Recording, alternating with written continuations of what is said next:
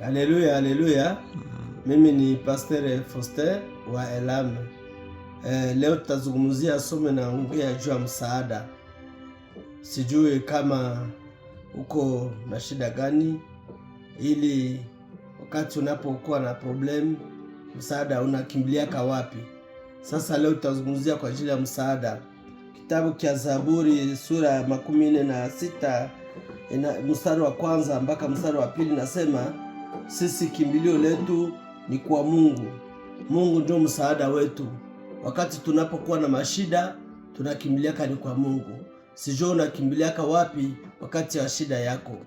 Unapopata na shida, usiende kwa wafumu, usiende kwa waganga, usiende kwa wanadamu, sababu ukienda kwa mwanadamu atakucheka.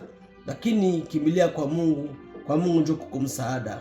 Ndio kwa maana Mungu ametuita hapa kwa ajili sisi kama vile watumishi wake, kwa ajili ya kuwasaidia nyinyi ambao mnateseka.